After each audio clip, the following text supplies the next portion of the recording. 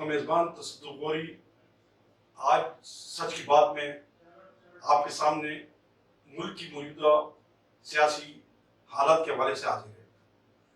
اس وقت پورے ملک کے اندر ایک ہی بحث، ایک ہی سلسلہ چل رہا ہے۔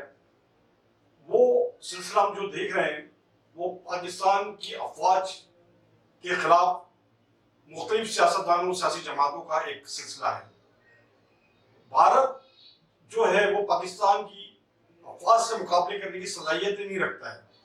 اس کو پتہ ہے کہ پاکستان کی فوج کے پاس وہ اسلحے ہیں، وہ جدید ہتھیار ہیں اور ایک طاقتور فوج ہے جو موت سے ڈرنا نہیں جانتی، لڑنا جانتی ہے اپنے دشمن کے خلاف۔ تو گلگت بلتستان پہ وہ اپنی فوجیں لا کر کھڑا ہے کسی وقت بھی حملہ کرنے کے لیے، مگر پاکستان کے افواج سے اتنا خوفزدہ ہے کہ اب وہ اندرونی حالت حکومتی اور ملک کا حالت عوام میں خراب کرنے کے لیے سیاسی جماعتوں کو بھارت اپنا اعلی کار بنا رہا ہے، اور یہ سازشیں لندن میں بیٹھ کے کی جا رہی ہیں۔ بھارتی اعلی کار ہمارے ملک کے بڑے بڑے سیاسی قائدین کو افواج پاکستان کے سامنے کھڑا کرنے کے لیے، لڑانے کے لیے سرگرم دکھائی دے رہے ہیں اوپنلی طور کے پر۔ آپ یہ دیکھیں مولانا فضل الرحمان کھلے عام پاک افواج کو گالیاں دے رہے ہیں، پاک فوج کو دھمکیاں دی جا رہی ہیں، پاک فوج کو لڑنے مرنے کے لیے کہا جا رہا ہے۔ یہ کیا وجوہات ہیں؟ مولانا فضل الرحمان نے کے ساتھ ایسا کون سے سلسلہ شروع ہو گیا ہے کہ جو یا وہ اقدار میں رہی ہے یا اقدار سے باہر کر دیا گیا یا پاک فوج نے ان کے اوپر کوئی کشی کی ہے؟ اتنے بڑے عالم دین تھی، بڑی سیاسی جماعت، مذہبی جماعت بھارتی ایجنڈے پہ کام کر رہی ہے۔ اسی طرح سے ہم دیکھتے ہیں کہ نواز شریف مسلم نون 3 دفعہ وزیر اعظم پاکستان رہنے کے باوجود وہ شخص وہ سیاست یا میں یہ سمجھ قوم کا کوئی حال نہیں مان کہ 3 دفعہ ملک کے وزیر اعظم رہے ہیں، اس کے باوجود آپ وہ راز جو آپ نے حلف اٹھائے ہیں، ملکی راز، وہ آپ سب دنیا کے سامنے لا رہے ہیں۔ کس کے کہنے پہ لایا جا رہا ہے؟ کس کے ایجنڈے پہ کام کیے جا رہے ہیں؟ آج وزیر اعظم پاکستان کو یہ بات کرنا پڑی آ کر کل میڈیا کے سامنے کہ میاں نواز شریف کی بھی وہی پالیسی ہے جو الطاف حسین کی تھی۔ پہلے ہی پاکستان کا ایک لیڈر لندن بیٹھ کے پاک افواج کے خلاف، ملک کے خلاف زیر بل رہا ہے، اور دوسرا جو 3 دفعہ وزیر اعظم رہا ہے وہ بھی لندن بیٹھ کے پاک فوج کے خلاف باتیں کی جا رہی ہیں۔ آپ یہ دیکھیں کہ پاکستان کی جو بھی حکومت رہی ہے اور فوج کا کردار بھی رہا ہے جو وہ الگ رہا ہے۔ جو فوج کی پالیسی ہیں، دفاعی پالیسی ہیں، وہ چینج تبدیل نہیں ہوتی ہیں، حکومتیں تبدیل ہوتی ہیں، وزیر اعظم آتے ہیں جاتے ہیں، یہ سب کچھ ہوتا ہے، تو فوج کی پالیسی تبدیل نہیں ہوتی ہیں۔ یہ دنیا بھر میں ہے، امریکہ میں بھی ہے، وہ بھی ہے۔ آپ کا اوباما یا بش یا اگر میڈیا کے ذریعے وہاں کی جو دفاعی اور اپنے پالیسی کے بارے میں دنیا کو بتائے، یہ کہاں کی انصاف ہے؟ امریکی سابق صدر اوباما، بش اور دیگر جو حکومتی وزرائان ہیں دنیا بھر کے، اگر وہ سابق ہو جاتے ہیں تو کیا وہ ملک اور فوج کے خلاف، اپنے ملک اور فوج کے خلاف دوسرے ملک میں بیٹھ کے بغاوت کریں گے؟ ملک اور فوج کے خلاف راز دنیا کو بتائیں گے؟ ایسا کہیں بھی نہیں ہوا ہے، نہ ہوتا ہے، نہ ہوگا ہے۔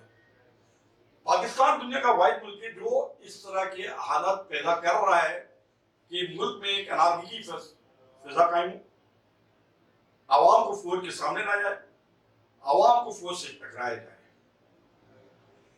پاکستان کی یا دنیا کی آپ تاریخ لے لیں، امریکہ کی لے لیں، بھارت کی لے لیں، جہاں پر ملکی سطح کی پالیسیاں ہوتی ہیں، جہاں ملکی مفادات ہوتے ہیں یا دفاعی انتظامات ہوتے ہیں، وہاں فوج اور فوجی افسران کو اہمیت دی جاتی ہے۔ پاکستان کے اگر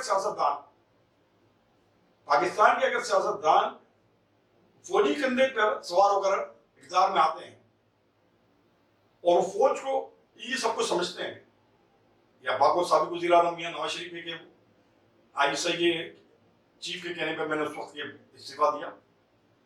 मौजूदा वज़ीर आज़म ने तो ये बात वाज़ेह कर दी कि अगर मेरे साथ ऐसा होगा तो मैं क्यों दूंगा, वो मेरे माते थे, हुकूमत के माते थे, वज़ीर आज़म के माते थे, कोई भी इदारा है, मगर हर इदारे का अपना अपना अलग अलग काम है कि उस काम को करे। मगर जो एजेंडा, जो ये इस वक्त मुल्क की हालत, एक मुल्क में एक सोच, एक रेल पैदा की जा रही है, ये बहुत ही खतरनाक है मुल्क और कौम के लिए। इक़्तिदार जो है वो तो आने जाने वाली चीज है, कल नून लीग थी, आज PTI है, कल दीगर पार्टियां होंगी।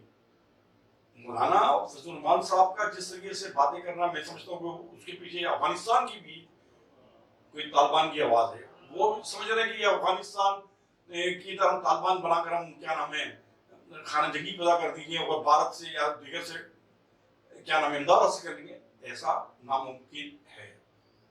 अब जो मुल्क के इस वक्त हालत और डिबेट भी सारी सूरत ये, आप पहले अल्ताफ हुसैन पे पाबंदी लगी, इस पे अब मियां नवाज शरीफ पे लगी, अब मैं समझता हूँ मौलाना फजलुर रहमान को भी शायद अनकरीब जल्दी पाबंदी लग जाए, और लगनी चाहिए उन लोगों के पर जो मुल्क के खिलाफ बात करते हैं,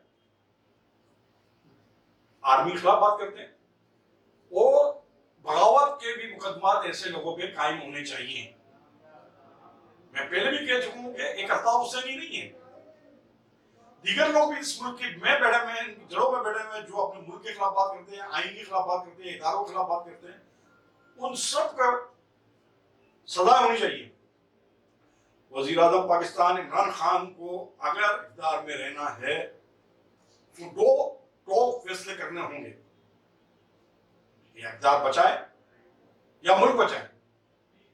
जब तक मुल्क है तो इक़्तिदार है, तो अगर अब भी इमरान खान साहब ने कोई फैसले बड़े नहीं किए और सियासी मसलियतों के अंदर रहे, तो आने वाला वक्त जो है उनको माफ नहीं करेगा। तारीख बड़ी भयानक होगी, जो हम देख रहे हैं मौजूदा हालत के अंदर।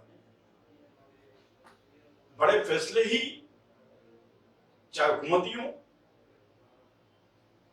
चाहे दिफाई हो करने पड़ेंगे, जब भी हम इस मुल्क को और इस कौम को बचा सकते हैं। अब आवाम भी की सपोर्ट भी और इदारों की सपोर्ट भी मौजूदा वजीर आजम के साथ PTI के साथ शामिल है, मगर वो स्टेप नहीं लेंगे तो फिर ये सपोर्ट और ये सारी चीजें भी खत्म होती जाएंगी। लोग सिर्फ सियासी जमातें अपने इक़्तिदार के लिए इस मुल्क को तबाह और बर्बादी की तरफ ले जा रही हैं, ऐसा ना तबाही की तरफ ले जा रही है। ऐसा करना मुल्क और कौम के लिए, इमरान खान के लिए जितना नुकसानदेह नहीं है, मुल्क और कौम के लिए नुकसानदेह है। तो मैं ये समझता हूं कि या तो सबको मुबे वतन को सोचना चाहिए, किसी के एजेंडे पर, किसी के वो उन लोगों के एजेंडे पर जो हमारे दुश्मन है, काम नहीं करना चाहिए। अगर हम दिफाई तौर के पर मजबूत होते हैं या कोई चीजें बना लिए हैं, हासिल करते हैं, तो ये मुल्क के लिए है, कौम के लिए। ना सिर्फ पहले जनरल राइल हो गया या जनरल करामत हो गया, जो भी जनरल हो गया, मुशर्रफ हो गया, ये अपने साथ घरों पे नहीं ले गए, ये इसी मुल्क के लिए काम आना। तो मेरी एक ये सादातान से दरख्वास्त है कि वो अपने रवैये को तब्दील करें, चेंज करें। और आप लोग तो बड़े बड़े मनसूबों पे रहे हैं, सब कुछ जानते हैं, सब कुछ देख रहे हैं, तो खुदा ऐसा ना करें और आवाम को, इस मुल्क को परेशानियों में ना डालें। और वजीर आजम अगर रहना चाहते हैं इमरान खान साहब, तो उनको फौरन एक्शन लेना होगा। इसके साथ ही अपने मेजबान तसद्दुक़ गोरी को इजाजत दीजिए। आइंदा फिर किसी और अहम इशू के साथ हाजिर होगा। अल्लाह हाफ़िज़।